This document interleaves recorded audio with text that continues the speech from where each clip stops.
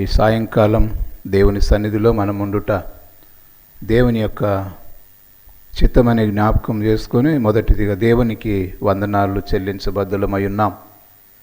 ఎందుకనగా ప్రతి మంచి ఆలోచన, ప్రతి మంచి పని అది దేవుని నుంచి పుట్టినదే.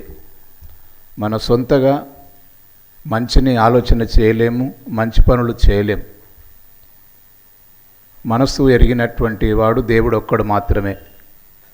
కనుక మన మనస్సునకు ఆయన సన్నిధికి రావాలన్న తలంపు పుట్టించి ఆయన సన్నిధికి దేవుడు తీసుకొని వచ్చాడు. కనుక ఇలాంటి మంచి ఈ కార్యం కొరకు మనల్ని నడిపించిన దేవదేవునికి వందనాలు చెల్లించబద్దులమై ఉన్నాం. మరి సాయంకాలం దేవుని సన్నిధికి వచ్చిన మిమ్మల్ని అందరిని బట్టి నేను దేవునికి వందనాలు చెల్లిస్తూ మిమ్మలను దేవుడు దీవించాలని దేవునికి ప్రార్థన చేస్తూ ఉన్నాను. మన జీవితంలో కష్టపడకుండా డబ్బులు సంపాదించలేం. మన నోటి ద్వారా బోధ చేసే టీచర్లు నోటికి పని చెప్తారు కదా. చేతులతో పనిచేసేవారు చేతులతో పనిచేసి డబ్బు సంపాదిస్తారు. పాదాలకు పనిచెప్పి పాదాల పని ద్వారా డబ్బు సంపాదించేవారు ఉంటారు. ప్రియులారా, మరి మన అవయవాలు ఎక్కువ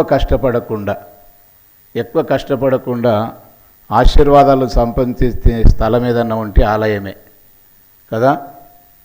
మన జీవితంలో చెమటోడిస్తేనే డబ్బు సంపాదిస్తాం లోకంలో.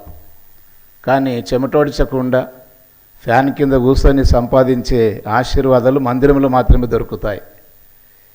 ఇది చాలామంది బద్ధకంగా తీసుకుంటారు. దీన్ని చెమటోడ్చి పనిచేసే దగ్గర ఎంత కష్టమైనా సరే చెమటోడ్చి పనిచేస్తారు డబ్బుల కొరకు. కానీ దేవుని ఆలయంలో ఖాళీ కూర్చున్న దగ్గర మనము సంపాదించే ఆశీర్వాదాలు అవి లోక సంబంధమైన మనుషులిచ్చే డబ్బు కొరకు అంతగా మనం ప్రయాసపడతాం. ఎండనక వాననక చలనక భోజనం మాని అప్పుడప్పుడు గృహాలు వదిలి. కానీ దేవుని మందిరములో ప్రియులారా మనం ఉచితంగా మన యొక్క చెమటోడ్చకుండా ఆశీర్వాదాలు సంపాదించే స్థలం ఇది. నిజంగా దేవుడు ఎంత గొప్పవాడు కదా. అయ్యగారు, మరి మేము బయట పని చేస్తే డబ్బులు వస్తాయి కదా, ఇక్కడ ఫ్యాన్ కింద కూర్చొని ఆశీర్వాదాలు సంపాదిస్తున్నాం అంటున్నారు కదా, ఇక్కడ కూర్చొని మేము ఇంకా పైగా మా డబ్బులే కానుకలు వేస్తున్నాం కదా, ఇది సంపదన ఎలా అవుతుంది అని మీరు అనుకుంటుండవచ్చు కదా. పరలోకమందున్నటువంటి దేవుడు మనకు అభివృద్ధిని ఇస్తే తప్ప, ఆయన కాపాడితే తప్ప మనం ఈ లోకంలో బ్రతకలేం ప్రియులారా. భూమిలో విత్తబడిన విత్తనం 3 దినాల తర్వాత అది ప్రతిఫలము పొందుతుంటుంది. దాని యొక్క గుణాన్ని 3 దినాల తర్వాత తెలియపరుస్తూ ఉంటుంది. మన జీవితంలో దేవుని సన్నిధిలో ఆరాధించినప్పుడే దేవుని ఆశీర్వాదాలు వెంటనే కనబడవు. దేవునికి కొంత సమయము మనం ఇవ్వాలి. ఒక విత్తనం ఫలించడానికి సమయం ఇస్తున్నాం. ఒక స్టూడెంట్ పాస్ సర్టిఫికేట్ తెచ్చుకోవడానికి సమయం ఇస్తున్నాం. ఒక ఉద్యోగస్తుడు డబ్బు జీతం లేక వేతనం రోజు కూలి పొందడానికి సమయం ఉంటుంది. పనిలో చేరగానే ఎవడు జీతం ఇయ్యరు. ఉన్నదా అలాంటి ఉద్యోగం ఏమన్నా ఉంటే చెప్పండి కదా. పనిలో చేరగానే నువ్వు పని చేయకుండా జీతం ఎక్కడ రాదు. అంటే మనం జీతం పొందడానికి కొంత సమయం ఉంటుంది. పని చేసిన తర్వాత. అలాగనే ప్రియులారా, దేవుని సన్నిధిలో మనం చేసే ఈ దైవారాధన దేవుడు దీన్ని పనిగా భావిస్తున్నాడు. దీన్ని దేవుడు ఎలా భావిస్తున్నాడు? పని, ఒక డ్యూటీగా భావిస్తున్నాడు. ఒక డ్యూటీ. ఇప్పుడు మనందరము దేవుణ్ణి ఘనపరిచి మహిమపరిచే డ్యూటీలో మనం ఉన్నాం ఇప్పుడు. ఇది ఎంత గొప్ప భాగ్యం. దీన్ని చాలామంది నిర్లక్ష్యం చేస్తారు, చులకన చేస్తారు. పనులు ఉంటే పర్వాలేదు, ఏం పనులు లేకపోయినా ఎందుకులే ఆదివారం పోతున్నాంలే, లేకపోతే ఈ సాయంకాలం అయ్యగారు అనవసరంగా ప్రార్థన పెట్టిండ్లే, దానికి మనం ఎందుకు వెళ్ళాలి, ఏ కారణం చేతనైతేనేమి మందిర ద్వారాలు తెరవబడితే దావీదు అంటున్నాడు, నీ మందిరమందు నివసించువారు ధన్యులు, నీ మందిరమందు నివసించువారు ధన్యులు. చిరకాలం యెహోవా మందిరంలో నీ నివాసము. ఎవరు చెప్తున్నది మాటలు? దేవుని యందు అచంచలమైన భక్తి కలిగినటువంటి వ్యక్తులు. అంత మాత్రమే కాకుండా ఉన్నతమైనటువంటి పదవిని పొందినటువంటి వారు. రాజు దావీదు. నీ మందిరమునకు వెళ్ళుదామని జనులు నాతో చెప్పినప్పుడు నేను సంతోషించితిని అంటాడు దావీదు కదా. నేను శుక్రవారం యొక్క మట్టుకు ఉదయకాలం, బుధవారం స్త్రీల మైత్రి విషయంలో మెసేజ్ పెడతా ఉంటారు, జ్ఞాపకం చేస్తుంటారు. నేను ప్రతి శుక్రవారం ప్రార్థన ఉన్నప్పుడు కొంచెం సమయం లేట్ అయినా సరే మెసేజ్ పెట్టే ప్రయత్నం చేస్తాను. ఆదివారం ప్రకటన చేసినా మళ్ళీ ఒకసారి గుర్తు చేయడానికి. ప్రియులారా, మరి చూచి అరే నేను మర్చిపోయినాను, ఈరోజు సాయంత్రం ప్రార్థనకి వెళ్ళాలి, అయ్యగారు మెసేజ్ పెట్టి మంచి పని చేసినాడు అనుకునేవారు కొద్దిమంది కదా. ఇది మళ్ళా అయ్యగారు ఏం పని పట్టలేదు, ఇవన్నీ మళ్ళీ పెడతా ఉంటాడు అనుకునేవారు కొద్దిమంది ఉంటారు. ప్రియులారా, దేవుని దగ్గర జీతం పొందడానికి, దేవుని దగ్గర జీతం పొందడానికి, దేవుని దగ్గర ఆశీర్వాదాలు పొందడానికి ఆ పనిలోనికి మిమ్మల్ని నేను ఆహ్వానిస్తున్నాను. ఆ పనిలోనికి నేను మిమ్మల్ని ఆహ్వానిస్తున్నాను. సేవకులు మీరు ఆ దేవుని పనిలో చేరాలని, దేవుని పనిలో చేరట ద్వారా మీకు మేళ్ళు కలుగుతాయని ఆ పనికి పిలుస్తూ ఉన్నాడు.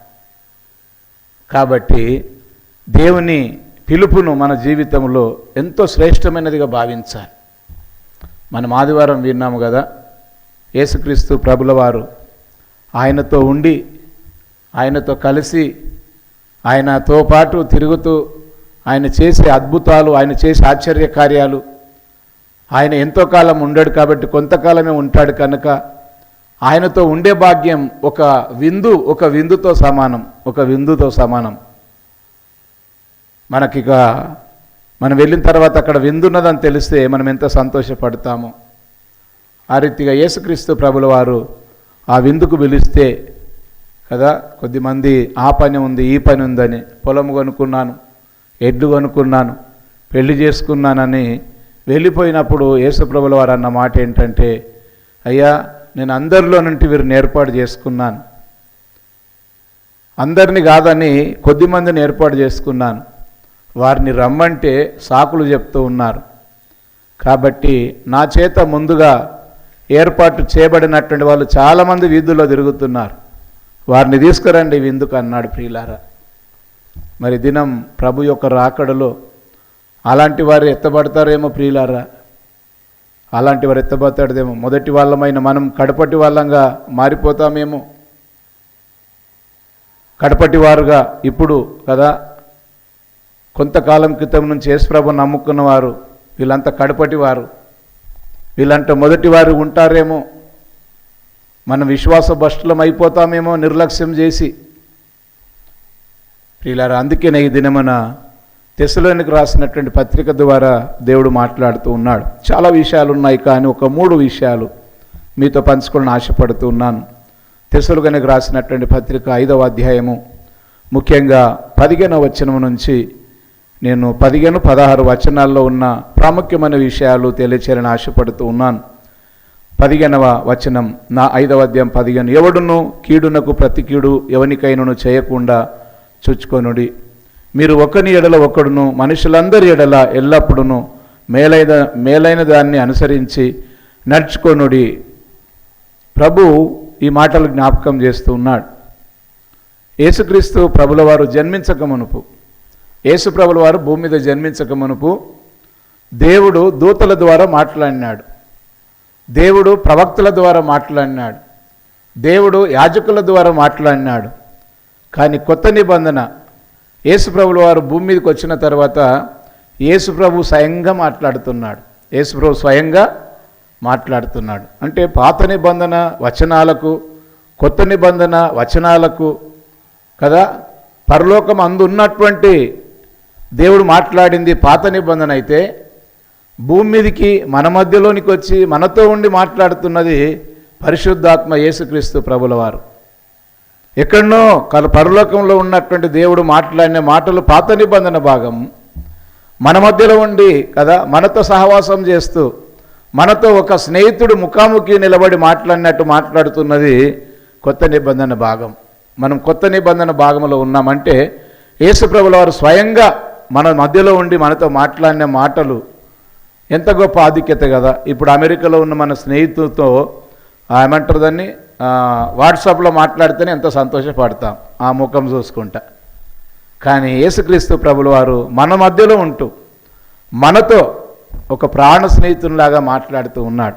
ఈ భాగం మరి తెస్సలోనిక అన్నటువంటి పట్టణంలో ఉన్నటువంటి క్రైస్తవులను ఉద్దేశించి పరిశుద్ధ పౌలు ద్వారా దేవుడు మాట్లాడుతూ ఉన్నాడు. దేవుడు పౌలుకు దర్శనమిచ్చి, అయ్యా తెస్సలోనిక సంఘం నన్ను నమ్ముకున్నారు, కానీ వారి యొక్క ప్రవర్తన నన్ను నమ్ముకునే మాదిరిగా మారింది. వారు నాకు ఘనత మహిమ తెచ్చే బదులుగా వాళ్ళ ప్రవర్తన ద్వారా వాళ్ళ జీవిత విధానం నాకు అవమానకరంగా చేయబడింది. వాళ్ళు జాగ్రత్త అయిన జీవితం లేదు. నేనిక జన్మించినాను, చనిపోయి పరలోకానికి వెళ్ళిపోయి నేను తీర్పు తీర్చడానికి రానయ్యున్నాను. ఆ విషయం వాళ్ళు మర్చిపోతున్నారు. కాబట్టి ఇదిగో ఈ రీతిగా ఉండమని నువ్వు చెప్పు అని దేవుడు పౌలు ద్వారా ఈ మాటలు రాయిస్తూ ఉన్నాడు. ఏమంటూ ఉన్నాడు 14వ వచనంలో, సహోదరులారా, మేము మీకు బోధించినది ఏమనగా అక్రమముగా నడుచుకుని వారికి బుద్ధి చెప్పుడి, ధైర్యము చెడిన వారిని ధైర్యపరచుడి, బలహీనులకు ఊతమీయుడి, అందరి ఎడల దీర్ఘశాంతం గలవారయుండుడి. అంటే ఇందులో 4 విషయాలు మనకు జ్ఞాపకం చేస్తున్నాడు. అక్రమముగా నడుచుకుని వారికి ఏం చేయాలనంట? బుద్ధి చెప్పాలనంట. ఎవరు చెప్పాలనంట? క్రమంగా నడుచుకునేవారు చెప్పాలి. క్రమంగా నడుచుకునేవారు ఎవరికి చెప్పాలి? అక్రమంగా నడుచుకునేవారికి. క్రమంగా నడుచుకునేవారు ఎవరు మరి? యేసుక్రీస్తు ప్రభు యొక్క పరిశుద్ధ రక్తంలో కడగబడినవారు, యేసు ప్రభు యొక్క ప్రభురాత్రి భోజనంలో పాలు పొందేవారు. వీరిలో అక్రమము అనేటటువంటిది లేదిగా ఉండకూడదు. పరిశుద్ధ రక్తం చేత కడగబడినారు, అక్రమం వెళ్ళిపోయింది. క్రమంలోనికి వచ్చినటువంటి వీళ్ళు ఎవరికి? ఇప్పుడు అక్రమంగా నడుచుకునే వారికి బుద్ధి చెప్పాలి. మనమే అక్రమంగా ఉంటేలా? మనమే అక్రమంగా ఉంటే కదా, అక్రమంగా జీవిస్తున్నటువంటి వారికి ఏం చెప్తాం? మన జీవితంలో కంచెనే చేను మేసిందంట. కంచె దేని కొరకు ఉండాలి? చేనుకు కావాలి కంచె. ఆ ముళ్ళ కంపను ఆడతారు కదా పొలం చుట్టుముట్టు, అది దేని కొరకు ఉండాలి? ఆ ఉన్నటువంటి పంటను ఏ యొక్క కదా పక్షులు జంతువులు వచ్చి పాడు చేయకుండా ఉండాలి. ఇప్పుడు ఆ కంచెనే దీన్ని మేసేస్తుందంట. ప్రియులారా, యేసుక్రీస్తు ప్రభుల వారి యొక్క పరిశుద్ధ జీవితానికి మనం కవచకుండలం లాంటి వాళ్ళం. ఆయన పరిశుద్ధతను లోకానికి మన ప్రవర్తన ద్వారా చెప్పవలసినటువంటి మనం. ప్రియులారా, అక్రమంగా నడుచుకునే వారికి మనం బుద్ధి చెప్పాలనంట. కానీ విచారకరం, అప్పుడప్పుడు అన్యులు మనకు బుద్ధి చెప్తారు. యేసు ప్రభు ఎంత మంచోడు, ఇదిగో వీళ్ళు చూడు, ఈ భార్య భర్తలు ఎలా కొట్టుకుంటున్నారు, ఎలా తిట్టుకుంటున్నారు, ఎలా తాగుబోతులై తిరుగుతున్నారు. అక్రమంగా నడుచుకునే వారికి బుద్ధి చెప్పాలి, మనం చెప్పాలనంట. కానీ మనకు చెప్పించుకునే పరిస్థితులు మనం ఉండకూడదంట. ప్రియులారా, మనం ఉండకూడదంట. తర్వాత ఇంకక్కడ జ్ఞాపకం చేస్తున్నటువంటి మాట ఏంటంటే, ధైర్యము చెడిన వారిని ధైర్యపరచుడి, బలహీనులకు ఊతమియుడి. ధైర్యం చెడినటువంటి వాళ్ళు చాలామంది ఉన్నారు సమాజంలో. సమస్యలను జయించలేక, సమస్యల సుడిగుండంలో చిక్కుకుపోయి కదా, నేను ఇక చచ్చిపోతేనే మేలేమో అని ఎదురు చూసే వాళ్ళు ఉన్నారు. ధైర్యం చెడిన వారు ఉన్నారు. యేసుప్రభుల వారి యొక్క జీవితంలో ఆయన భయపడకుడి అని చెప్పిన మాటలు ఎక్కువగా ఉన్నాయి. భయపడకుడి. ప్రియమైన వారలారా, గొల్లలు ఆ దేవదూత కనబడగానే వాళ్ళు భయపడ్డారంట. అప్పుడు దేవదూత అన్న మాట ఏంటంటే, గొల్లలారా భయపడకండి, గొల్లలారా భయపడకండి. ఆ గొల్లలు ఎవరో కాదు, క్రైస్తవులు. గొల్లలు లాంటి వారు క్రైస్తవులు, కాపరులు. క్రైస్తవులంతా గొల్లలు లాంటి వారు. ఎవరికి? గొర్రెలుగా ఉన్నటువంటి జనాలకు. గొర్రెలుగా ఉన్నటువంటి జనాలకు మనం క్రైస్తవులము కాపరు లాంటి వాళ్ళం, కావల్ లాంటి వాళ్ళం కదా. గొర్రెలు అక్రమంగా నడుచుకుంటాయి, ఇష్టం ఉన్నట్టు వెళ్ళిపోతూ ఉంటాయి. వాటికి మనమే క్రమాన్ని నేర్పించేవారం. ఎందుకు ఈ మాటలు మరి ప్రభు జ్ఞాపకం చేసినాడని చూస్తే, ఇవి ప్రభు రాకడకు సంబంధించిన మాటలు. ఇవి ప్రభు యొక్క రాకడకు సంబంధించినటువంటి మాటలు. పరిశుద్ధ పౌలు ఆయన చెరసాల్లో ఉంటూ ఏమంటాడంటే, అయ్యా మనము పశులపాకలో జన్మించినటువంటి క్రీస్తును కాదు ఇప్పుడు మనం చూస్తున్నటువంటిది, ఆయన రాకడ కొరకు ఎదురు చూస్తున్నాం. ఆయన యొక్క జన్మ ఒక గొర్రె పిల్లలాగా చూడముచ్చటగా ఉన్నటువంటిది, కానీ ఆయన రాకడ గర్జించు సింహం వంటిది, గర్జించు సింహం వంటిది. ఆయన యొక్క ఆయన జన్మ అనేటటువంటిది పాపులను క్షమించడానికి, కానీ ఆయన రాకడ పాపములను లెక్కలోనికి తీసుకోవడానికి, పాపములను లెక్కలోకి తీసుకోవడానికి. కాబట్టి అక్రమంగా మీరు నడుచుకోవద్దు. ఆయన రాకడలో అక్రమంగా నడుచుకున్నాయి లెక్కలోనికి వస్తాయి. ఈ రాత్రి ప్రియులారా, దేవుడు కొద్దిమందిమైన మనతో మాట్లాడుతూ ఉన్నాడు. దేవుడు మన క్షేమాన్ని కోరి ఈ మాటలు మాట్లాడుతూ ఉన్నాడు. లోకంలో అనేక మంది అక్రమంగా నడుచుకునేవారు ఉన్నారు, ధైర్యం చెడినటువంటి వారు ఉన్నారు. తర్వాత ఇంకంటాడు అక్కడ, బలహీనులకు ఊతమేయుడి అందరి ఎడల దీర్ఘశాంతము గలవాయి ఉండండి. ఎందరి ఎడల? కొందరి ఎడలనుంది ఇక్కడ. మనం కొందరి ఎడలనే దీర్ఘశాంతం కలిగి ఉంటాం. మనకు మంచోళ్ళు అనుకున్న వాళ్ళతోటి దీర్ఘశాంతం కలిగి ఉంటాం. వాళ్ళు ఎన్ని తప్పులు చేసినా మనం ఏమనం కదా, వాళ్ళు ఎంత తిట్టినా ఏమనం. కొందరు ఎవరంటే మనము ప్రాణ స్నేహితులు అనుకున్నటువంటి వాళ్ళం. కానీ యేసుప్రభుల వారు ఆయన రాకడలో మనలో మంచిని చూడాలనుకుంటున్నాడు. ఆయన రాకడలో ఎత్తబడే వాళ్ళము ఉండాలంటే, ఆయన రాకడ ద్వారా మనం విడవబడకుండా ఆయనతో పాటు కొనివ్వబడే వాళ్ళంగా ఉండాలనంటే కదా, ఎవరి ఎడల దీర్ఘశాంతం చూపెట్టాలనంట? అందరి ఎడల. ఇందులో మన నాశనాన్ని కోరేవారు కూడా ఉంటారు, మనమంటే ద్వేషించేవారు కూడా ఉంటారు. వాళ్ళ ఎడల కూడా ఏం చేయాలి? దేవుని మాటలు ఇవన్నీ, మన మాటలు కాదు. మనతోటి ఏమీ కాదు, మనతోటి ఏం కాదు. మనతోటి అయ్యేదంతా శారీరకమైనటువంటి క్రియలే. ఇదంతా ఆత్మీయ కార్యం, ఆత్మీయ క్రియలు ఇవన్నీ. ఈ ఆత్మకార్యాలు జరగాలి అని అంటే ప్రియులరా, మన ఆత్మ బలంగా ఉండాలి, మన ఆత్మ బలంగా ఉండాలి. ఈరోజు మనము ఇవన్నీ చేయడం లేదు. ఎందుకు చేయడం లేదు? మన ఆత్మ బలంగా లేదు, మన ఆత్మ బలంగా లేదు. దీన్ని లోకాశల చేత పెంచి పోషించుకుంటున్నామేమో. ఆయన రాకడలో 15వ వచనంలో ఒక 3 విషయాలు జ్ఞాపకం చేస్తున్నాడు. మనము యేసుప్రభు యొక్క రాకడలో మనం మరి నరకయాతన నుంచి తప్పించబడాలి అనంటే, ఆయన దూతల్లో ఒక దూతగా మారాలి అనంటే 15వ వచనంలో ఒక 3 విషయాలు జ్ఞాపకం చేస్తున్నాడు. ఒకటేమో ప్రియులారా, ఎవడునో కీడునకు ప్రతి కీడు ఎవరికైనాను చేయకుండా చూచుకొనుడి. మీరు ఒకరి ఎడల ఒకడును మనుషులందరి ఎడలను ఎల్లప్పుడూ మేలైన దాన్ని అనుసరించి నడుచుకొనుడి. మేలైనటువంటి వాటి విషయాన్ని అనుసరించాలనంట. మీ స్నేహితులు ఉన్నారనుకోండి కదా, వారు చెడు నడక నడుస్తూ ఉన్నారు, చెడు మాటలు మాట్లాడుతున్నారు, పగాద్వేషాలు మనసులో పెట్టుకున్నారు, దేవుని విషయాలు పట్టించుకోవడం లేదు. వారిని అనుసరించాలనా? మీ ప్రాణ స్నేహితుడు, మీ ప్రాణ స్నేహితురాలు ఏం చేయాలి ఇప్పుడు? అక్రమంగా నడుచుకొని వారికి బుద్ధి చెప్పాలి. కొన్ని సందర్భాల్లో వారి సంతోషం కొరకు వాళ్ళలాగా మనం మాట్లాడతాం. వాళ్ళు కలిగినటువంటి మనసు మనం కలిగి ఉంటాం. శాపగ్రస్తము సుమా, నువ్వు గద్దించు, బుద్ధి చెప్పగలిగితే బుద్ధి చెప్పు, అనుసరించే ప్రయత్నము చేయకు, చెడు సహవాసానికి దూరంగా ఉండడానికి ప్రయత్నం చెయ్యి. దేవుడు రాకడలో మనల్ని పరిశుద్ధులుగా చూడాలనుకుంటున్నాడు. ఒక 3 విషయాలు ఇక్కడ జ్ఞాపకం చేయబడుతున్నాయి. ఎల్లప్పుడూ నువ్వు సంతోషంగా ఉండు. ఉన్నదా 15వ వచనం చివరి లైన్లో కదా, 5వ లైను ఏమనుంది? ఎల్లప్పుడూ సంతోషంగా ఉండాలనంట. నేను పదే జ్ఞాపకం చేస్తాను కొన్ని సందర్భాల్లో.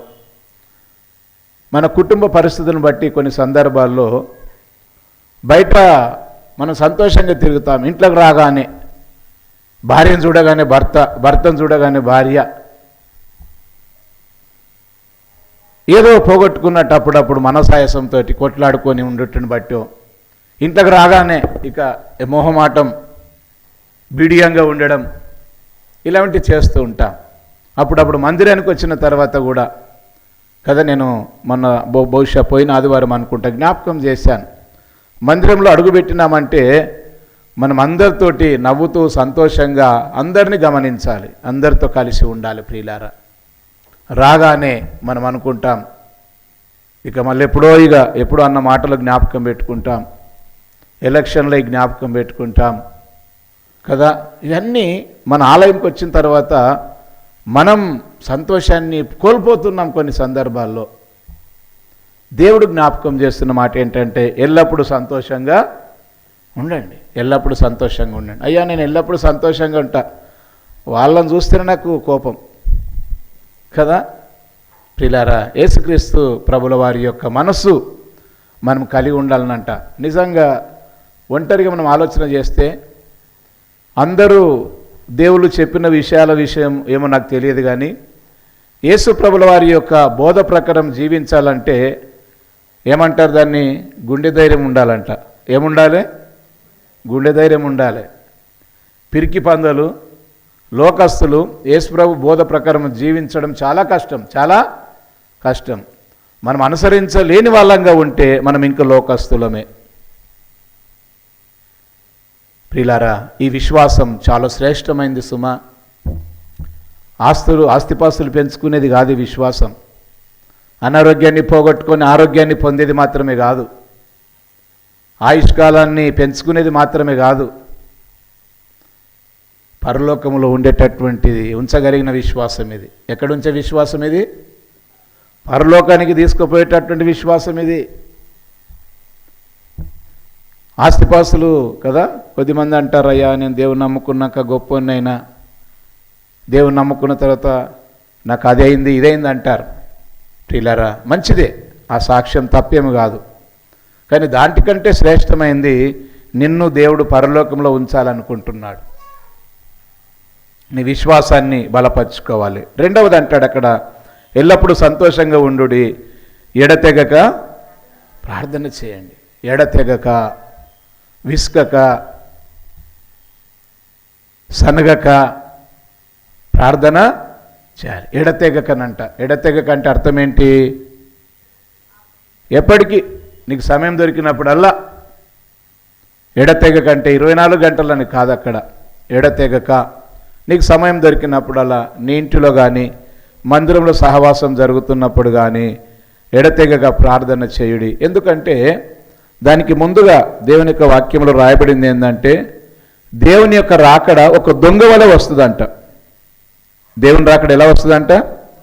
ఒక దొంగ వలె వస్తుందంట. కాబట్టి మనం ఎడతెగక ప్రార్థన చేయాలని దేవుడు జ్ఞాపకం చేస్తున్నాడు. ప్రియులారా, చాలామందికి కదా ప్రార్థన అంటేనే బద్ధకం. 10 నిమిషాలు, అరగంట, 45 నిమిషాలు వాక్యం వింటారు. ఒక 10 పాటలు పాడడానికి మనసు నిలుపుకుంటారు. అరగంట వాక్యం వినడానికి ఇష్టపడతారు. మోకాళ్ళు ఉండి కదా ప్రార్థన చేయమంటే చాలా కష్టం. ఇక అప్పుడప్పుడు ఇతరులు కొద్దిసేపు ఎక్కువ ప్రార్థన చేస్తేనే మనకు కష్టం. ఇతరులు ఆ ప్రార్థన చేస్తుంటే వీళ్ళు ఇంతసేపు చేస్తారని లోపల అనుకుంటాము. అది ఎప్పుడు ముగిస్తారో అనుకుంటాం. మళ్ళా వాళ్ళ మీద సనుగుతూ ఇక మనమే ఆ 10 నిమిషాలు చేస్తే ఇంకెలా ఉంటుందో. ప్రియులారా, ఎడతెగక ప్రార్థన యేసుక్రీస్తు ప్రభుల వారి జీవితంలో ఆయన పెందలక్కడని లేచి ఆయన సముద్ర తీర ప్రాంతాలకు ప్రార్థనకి వెళ్తుండేనంట. దేవుని మందిరంలో విశ్రాంతి దినమంతా మందిరంలో గడిపేవాడట. సమయం దొరికినప్పుడల్లా ప్రార్థన చేసుకునేవాడు. ప్రియులారా, వాక్యం వినడం, పాటలు పాడడం కంటే శ్రేష్టమైంది మనలను పరీక్షలో నిలిపేది ప్రార్థనే. పరీక్షలో నిలిపేది ప్రార్థన. అదే పరీక్ష. పాటలు పాడడము పరీక్ష కాదు. వాక్యము వినడం పరీక్ష కాదు కదా. ప్రార్థనలో మనము విసుగక సనగక మనం ఉండడమే పరీక్ష. మనం అన్నీ చేస్తాం కానీ అది మాత్రమే ఇష్టపడం. మందిరంలో ప్రియులారా దేవుడు ప్రార్థన ద్వారా మరి మనం దేవునితో మాట్లాడడం. ప్రార్థన అంటే ఏంటి? దేవునితో మనము మాట్లాడడం. ఎంత గొప్ప భాగ్యం. అప్పుడప్పుడు మన కుటుంబ సభ్యులే మనం కొద్దిగా మనం చెప్తామంటే, ఎంతసేపు చెప్తావు నువ్వు నాకు ఇక చాలు చేయండి అంటారు. కానీ దేవుడు నువ్వు ఆయనతో ఎంతసేపు మాట్లాడినా ఆయన విసుగుపడేవాడు కాడు. ప్రార్థన నువ్వు దేవునితో మాట్లాడడం, ఆయన విసుగు లేకుండా వింటాడంట. డాక్టర్ దగ్గరికి వెళ్ళి మన రోగం విషయమై మనమే ఎక్కువ చెప్పినాం అనుకోండి, అమ్మ చాలు నాకు అంత అర్థమైంది అని అంటారు కదా. దేవుడు అలా అనేవాడు కాదంట. నీ మనసు తనివి తీరా నువ్వెంతసేపు ఆయనకు ప్రార్థన పూర్వకంగా మనవి చేసినా ఆయన వింటాడు. ముళ్ళ మీద కూర్చున్నట్టు మందిరంలో కూర్చోవద్దు కదా, ముళ్ళ మీద కూర్చున్నట్టు. అప్పుడప్పుడు కొద్దిమంది విశ్వాసులు ఉంటారు ప్రియులారా, మనం రాకడ దినాల్లో ఉన్నాం అమ్మలా రాయలారా, ఆయన సన్నిధిని సంపూర్ణంగా అనుభవించాలి, విసుకగా అనుభవించాలి. ప్రభు జన్మదినాలను కదా ఎదురు చూసినప్పుడు వేరు, ఇప్పుడు రాకడ దినాలను ఎదురు చూడడం వేరు. ప్రభు జన్మదినాలేమో మన మధ్యలో ఉండడానికి, కానీ ఇప్పుడు ప్రభు రాకడ దినాలు దేని కొరకు తెలుసా? ఆయనతో మనం ఉండడానికి, ఆయనతో పాటు మనం ఉండాలంటే బుద్ధి లేని కన్యకల్లాగా ఉండాలి. బుద్ధి లేని కన్యకల్లాగా ఉండొద్దు, బుద్ధిగల కన్యకల్లాగా ఉండాలి ప్రియులారా. అంటే ఎప్పటికీ ఆధ్యాత్మికమైన విషయాల చుట్టూ మన మనసు తిరుగుతూ ఉండాలి. దేని చుట్టూ తిరగాలి? ఆధ్యాత్మికమైన విషయాల వైపు మన మనసు అంతా తిరుగుతూ ఉండాలి. లోకంలో పనికి మాలినటువంటి వాటి మీద మనసు తిరగకూడదు ప్రియులారా. దేవుని చుట్టూ మన మనసు తిరుగుతూ ఉండాలి. దేవుని యొక్క ఆలోచన వైపు మన మనసు తిరుగుతూ ఉండాలి. అంటే మనం ఆయన అండర్లో ఉన్నట్టు, మనము ఉన్నట్టు, అప్పుడు మనం ఎత్తబడే వాళ్ళంగా ఉంటాం. మూడో విషయం అంటాడు అక్కడ, ప్రతి విషయమునందును కృతజ్ఞతాస్తుతులు చెల్లించుడి. ఉన్నదమ్మ అక్కడ 16వ వచనం చదవండి. ప్రతి విషయమందును కృతజ్ఞతాస్తుతులు చెల్లించుడి. నీకు అనారోగ్యం పోయి ఆరోగ్యం వచ్చింది అనుకోండి, ఏం చేయాలి? అప్పుడు ఏం చేయాలి? అనారోగ్యం పోయి ఆరోగ్యం అయింది, నీకు ఏం చేయాలి? నీవు అనుకున్నటువంటి ప్రార్థన ఫలితంగా నీకు మేలు కలిగింది, ఏం చేయాలి? కృతజ్ఞత చేయాలి. పరీక్షలో పాస్ అయినారు, కృతజ్ఞత కలిగి ఉండాలి. పరీక్షలో ఫెయిల్ అయినారు, ఇప్పుడు ఏం చేయాలి? ఆరోగ్యంగా ఉన్న నువ్వు అనారోగ్యాన్ని బారిన పడ్డావు, ఇప్పుడు ఏం చేయాలి?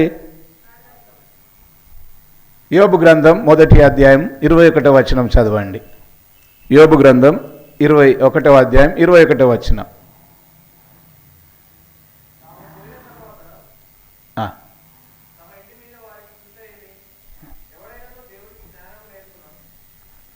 యోబు గ్రంథం 1వ అధ్యాయం 1వ అధ్యాయం 21వ వచనం.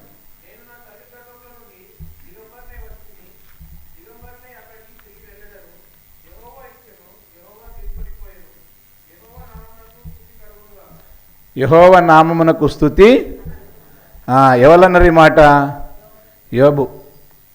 7 మంది కొడుకులు 3 కుమార్తెలు పుట్టిన తర్వాత అన్నాడా? 7 మంది కొడుకులు 3 కుమార్తెలు చచ్చిపోయినాక అన్నాడా? అమ్మా, 7 మంది కొడుకులు 3 కుమార్తెలు యవనస్తులు ఒకే రోజు ఒకే సమయానికి చనిపోయినారు. చనిపోయిన తర్వాత ఆయన మనసులో నుంచి వచ్చినటువంటి ప్రార్థన, యెహోవా ఇచ్చిన యెహోవా తీసుకొని పోయాను, ఆయనకు స్తుతులు కలుగునుగాక. అంటే పాటలు పాడుతున్నాడంట, ఆయన పాటలు పాడుతున్నాడంట. ఇప్పుడు మన జీవితంలో రాకడలో ఇది జరగాలనంట, రాకడలో ఇది జరగాలనంట ప్రియులారా. చేస్తామా? చెప్పాను కదా, క్రైస్తవుడిగా జీవించాలంటే గుండె ధైర్యము కావాలి. ఇలాంటి మాట చెప్పగలుగుతామా? ఏం దేవుడు అయ్యా, నేను మస్తు చేసిన దేవునికి కదా, ఎప్పటికీ గుడికి వెళ్తుంటే, కానుకలు ఇస్తుంటే, అన్నీ చేస్తుంటే గుడి దగ్గర, నాకే ఇట్లా కలగాలనా? నాకే ఇట్లా? రోడ్డు మీద తిరిగే వాళ్ళని తీసుకొచ్చి సారు పరీక్ష రాపిస్తాడా? స్కూల్కి వచ్చిన వాళ్ళని పిలిచి పరీక్ష రాపిస్తాడా? అమ్మా, రోడ్డు మీద తిరుగుతున్న వాళ్ళని తీసుకొచ్చి పరీక్ష రాపిస్తాడా? స్కూల్కి వచ్చిన వాళ్ళకి పరీక్ష రాపిస్తాడా? సంవత్సరం అంతా చదివినారు కదా, మరి వీళ్ళకి పరీక్ష ఎందుకు? చదవని వాళ్ళని పిలుచుకొచ్చి పరీక్ష రాయించవచ్చు కదా. పరీక్షలు ఎవరికి కదా? దాన్ని అనుసరించిన వారికి, దాన్ని అనుసరించిన వారికి ఫైనల్ రిజల్ట్. అది ఫైనల్. పరీక్షలు ఎవరికి? శోధనలు ఎవరికి? శ్రమలు ఎవరికి? బాధలు ఎవరికి? చెప్పండి. దేవునికి వ్యతిరేకంగా జీవిస్తున్న వారికా? యేసు ప్రభు అంటే ఇష్టం లేనటువంటి వాళ్ళకా? యేసు ప్రభు నమ్మిన వారికే. యేసు ప్రభును నమ్మిన వారికే. ఆ శ్రమలు పరిశుద్ధమైనటువంటి సర్టిఫికెట్ పొందడానికి, పరిశుద్ధమైన సర్టిఫికెట్ పొందడానికి ప్రియులారా. వాటిని చూసి పారిపోయి సనిగే కదా, క్రైస్తవులంగా ఉండకూడదు. క్రైస్తవులం ఉండకూడదు. పాస్ కాగానే నవ్వుకుంటూ సర్టిఫికెట్ తీసుకున్నావే కదా, లాటరీ లేవగానే సంతోషంగా డబ్బులు తీసుకున్నావే, ఇప్పుడు కొంత నష్టం జరగగానే ఇక కొంపంత కొల్లేరైపోయినట్టుగా ఆయన చేతగాని దేవుడు పాస్ చేసినప్పుడేమో బలమైన దేవుడు.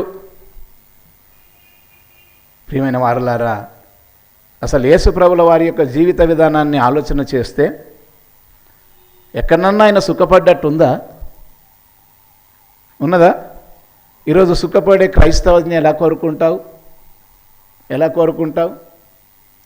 భూమిలో చచ్చిపోకుండా, భూమిలో పాతిపెట్టబడకుండా, భూమిలో పాతిపెట్టబడకుండా, భూమిలో తన ఉనికిని కోల్పోయి అది చచ్చిపోకుండా కొత్త మొక్కగా వచ్చి కదా ఎదిగేటటువంటి పంట ఏదైనా ఉన్నదా? ఉన్నదా? ఏదీ లేదు. ఏది లేదు. ప్రతిదీ కూడా ఫలించాలి అని అంటే అది పాతి పెట్టబడాలి. అది 3 దినాలు అందులో కదా చావాలి, శ్రమ పెట్టబడాలి. తర్వాత 3 దినాల తర్వాత కొత్త మొక్క అందులో నుంచి పైకి రావాలి. తర్వాత మీరు చూడండి, ఆ విత్తనం ఉండదుగా, ఆ విత్తనము ఉండదు, అన్నీ కోల్పోతుంది. అది అన్నీ కోల్పోతుంది. ఎందుకు? అనేక విత్తనాలకు జన్మనిచ్చింది కాబట్టి. ఈరోజు మన జీవితంలో ప్రియులారా, యేసుక్రీస్తునందరి విశ్వాసం అన్ని విశ్వాసాల కంటే శ్రేష్టమైన విశ్వాసం. ఎవరు అవునన్నా కాదన్నా. ఎందుకు అంటే యేసుప్రభుల వారి యొక్క జీవితమే దానికి ఉదాహరణ. యేసుప్రభు జీవితమే ఉదాహరణ, అంతే. ప్రియమైన దేవుని వారలారా, ప్రభు రాకడలో మనం ఉంటున్నాం, రాకడ దినాల్లో ఉంటూ ఉన్నాం కనుక ఆ జన్మదిన ఆనందంతో పాటు ప్రభు రాకడలోని కష్టాన్ని కూడా గుర్తుపెట్టుకోవాలి మనం. ఆయన ప్రభు రాకడలో ప్రియులారా ఎవరెవరము మనం ఎత్తబడతామో తెలియదు, ఎవరెవరిని విడబడతామో తెలియదు. విడబడినటువంటి వారికి ఘోరమైనటువంటి పరిస్థితి ఉంటుంది. ఎత్తబడినటువంటి వారికి ఏ శ్రమలుండయి, ఏ బాధ లేదు, ఆకలి లేదు, దప్పికలు లేవు. దేవుని ప్రక్కన కూర్చొని ఆయనతో సహవాసం చేయడం ఎంత గొప్ప భాగ్యం ఆయన రాకడలో మనకున్నది ప్రియులారా. ఈ రాత్రి ఆయన సన్నిధికి వచ్చిన మనలను ఆయన ఆత్మీయ మెలకువ కలిగి జీవించమని జ్ఞాపకం చేస్తున్నాడు. ఆత్మీయ మెలకువ కలిగి. ఆత్మీయ మెలకువ అంటే మన ఆత్మకు ఈ పాపలోకం యొక్క పంకిలం అంటకుండా జాగ్రత్త పడాలి. పాప పంకిలం అంటకుండా జాగ్రత్త పడాలి.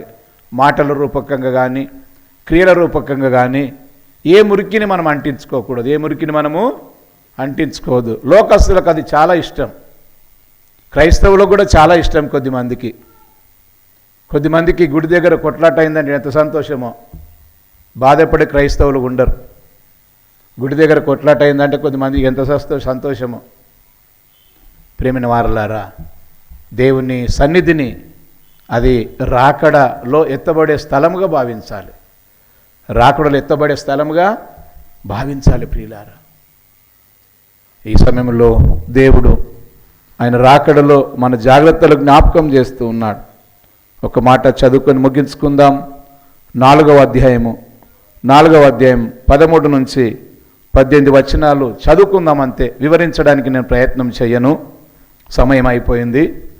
తెస్సలోనికీయులకు రాసిన మొదటి పత్రిక 4వ అధ్యాయము 13 నుంచి 18 వరకు నేను చదువుతాను, మీరు జాగ్రత్తగా గమనించాలని మనవి చేస్తున్నాను. అందరు చదివితే అర్థం కాదు, నేను చదువుతున్నాను, చూడండి, దాంట్లో ఉన్న అర్థాన్ని గ్రహించండి. సహోదరులారా, నిరీక్షణ లేని ఇతరుల వల్లే మీరు దుఃఖపడకుండా నిమిత్తమై నిద్రించుచున్న వారిని గూర్చి మీకు తెలియకుండా మాకు ఇష్టం లేదు. యేసు మృతి పొంది తిరిగి లేచనని మనం నమ్మినయెడల అదే ప్రకారము యేసునందు నిద్రించిన వారిని దేవుడు ఆయనతో కూడా వెంటబెట్టుకొని వచ్చును. మేము ప్రభు మాటను బట్టి మీతో చెప్పున్నదేమనగా, ప్రభువు రాకడ వరకు సజీవులమై నిలిచియుండు మనము నిద్రించిన వారి కంటే ముందుగా ఆయన సన్నిధి చేరము. ఆర్భాటముతోనూ ప్రధాన దూత శబ్దముతోనూ దేవుని బూరతోనూ పరలోకము నుండి ప్రభువు దిగివచ్చును కదా. పరలోకం నుండి ప్రభువు దిగివచ్చును. క్రీస్తు నందుండి మృతులైన వారు మొదట లేతురు.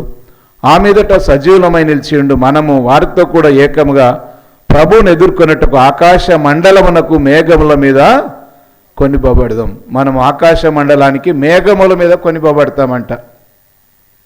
ప్రియులారా, ఎవరైనా ధనవంతులు కదా, పలుకుబడి లేనటువంటి వారు, పదవిలో గొప్ప పదవులు అనుభవించిన వారు చనిపోతే ఎంతో ఖరీదైనటువంటి శవపేటికలు చేపిస్తారు, ఖరీదైనటువంటి దహన సంస్కారాలు జరిగిస్తారు.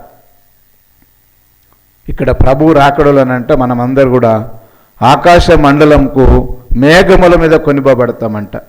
మేఘముల మీద కొనిపోబడతాం. ఎంత గొప్ప భాగ్యం క్రైస్తవులకు దేవుడు ఇవ్వబోతూ ఉన్నాడు ప్రియులారా. కాబట్టి ఆయన రాకడలో మనకు నష్టం తక్కువ, లాభం ఎక్కువ. నష్టం తక్కువ, లాభము ఎక్కువ. ఆయన ప్రభు జన్మలో మనకు లాభం కొంచెమే జరిగింది. ఏంటంటే పాపాలు క్షమించబడ్డాయి. ఆయన రాకడలో మనం కొనిపోబడతాం. తర్వాత ఆయనతో పాటు కలకాలం ఆయనతో పాటు మనం ఉంటాం. గొప్ప మేలు, జన్మలో స్వల్పమైన మేళ్ళు ఆయన రాకడలో అధికమైన మేళ్ళు దాగి ఉన్నాయి. కాబట్టి ప్రభువు రాకడ గుర్తులు జరుగుతూ ఉన్నప్పుడు మనం జాగ్రత్త పడదాం. ఇదే 5వ అధ్యాయంలో 4వ వచనంలో అంటాడు. 5వ అధ్యాయం 4వ వచనంలో, సహోదరులారా, ఆ దినము దొంగ వాళ్ళు మీ మీదికి వచ్చుటకు మీరు చీకట్లో ఉన్నవారు కాదు, మీరందరూ వెలుగు సంబంధులను పగటి సంబంధులై ఉన్నారు. మన వెలుగు బిడ్డల వల్లే ఉండాలనంట. దొంగ వల్లే ఆయన రాకడ వచ్చే ఆ సమయంలో మనం ఎత్తబడే వాళ్ళము ఉండాలని దేవుడు మన ఆత్మను బలపరచడానికి మాటలు జ్ఞాపకం చేస్తున్నాడు. కాబట్టి ప్రియులారా, ఆయన జన్మదినము కంటే రాకడ దినము కొరకు మనం ఎదురు చూడాలని ప్రభువు జ్ఞాపకం చేస్తున్నాడు. అలాంటి కృప దేవుడు మనందరికీ కలగచేయునుగాక. తరలి వంచి కళ్ళు మూసుకొని కొన్ని నిమిషాలు ప్రార్థనలో సమయం గడుపుదాం. తరలి వంచి కళ్ళు మూసుకొని, దేవా, ఈ రాత్రి మీ రాకడ గురించి కొన్ని మాటలు విన్నాం. మీ రాకడలో మేము ఎత్తబడాలి ప్రభువా. ఇన్ని సంవత్సరాలు విశ్వాసంలో జీవిస్తూ వచ్చాం. ఎత్తబడకపోతే వ్యర్థమేమో అయ్యా, ఎత్తబడే వాళ్ళుగా మమ్మల్ని సరిచేయండి, సరిదిద్దండి అని దేవునికి వందనాలు చెల్లిస్తూ, ఈ సంఘం యొక్క ఆత్మీయ భక్తి జీవితం కొరకు, సంఘం యొక్క సమస్యల కొరకు, మన చుట్టుప్రక్కల ఉన్న కుటుంబాల వారి కొరకు, నూతనంగా ఏర్పడిన